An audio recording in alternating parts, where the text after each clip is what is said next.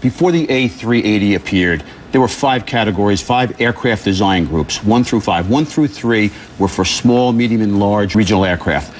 Category 4 is for wide body, and Category 5 was for jumbo jets. The FAA had to create a new category just for this aircraft. It's a super jumbo. It's a super jumbo jet. 7 stories tall. I mean, the wingspan is unbelievable. At least 3 times what this plane is, the little plane. JFK actually is designed as a Group 5, and the FAA had to give it special permission to actually be able to use those facilities.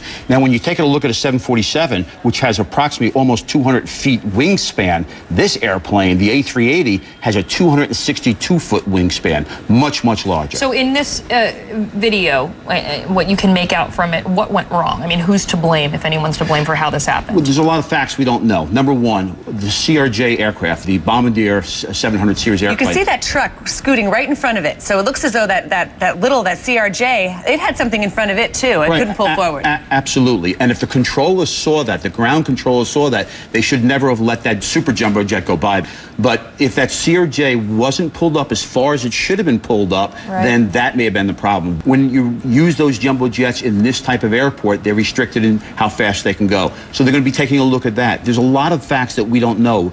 So I don't want to be able to place a fault yet because we don't know enough. Right, the thing's so big. I mean, as you said, 262-foot wingspan, 3 times wider than the regional jet that was hit. What is the pilot inside that jumbo jet seeing? I mean, it's dark. He probably didn't even see that jet, did he? The small, I mean, the little. It was raining. It's a wind-swept jet, so all of a sudden the crash actually happened behind him. The impact happened behind him. But you can see he reacted right away. He knew what had happened right away. When you can feel that jolt that you get, and clearly, that smaller airplane, which is not so small, but in respect to the bigger one, the CRJ is 75,000 pounds max takeoff weight.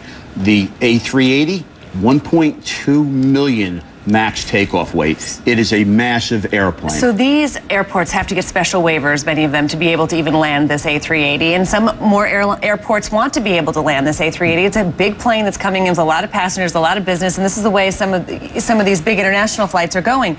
Is this a wake-up call that maybe our airports aren't ready to handle this kind of traffic? Well, the FAA knew that. If you take a look at the FAA website, they started taking a look at this in 2003, years before the A380 even hit the market. So the FAA started to move forward to that, but when you take a look at a Design Group 5 airport, which has 75-foot taxiways, and this is where this happened. It didn't happen on a 200-foot one at JFK. That's where it became an issue. I think that if we were looking at this 2003 and then again in 2007, it's also already 2011. Why aren't changes been made to JFK? They talk about it all the time. Why don't they? Why is that aging infrastructure allowed to be in place? I mean, when it comes to that. Airbus is a great airplane, and it is the wave of the future. We have to make sure that our airports now meet that new technology. Neighborhoods have built up around them. Many of these airports are in big cities where, you know, I mean, politicians can't get the support to make them bigger and more widespread. It's, you know, it's the way. I mean, we're going to see much more air travel over the next few years. So that's well. Luckily, in this situation, no one was hurt. It could end a lot differently. Separation was an issue.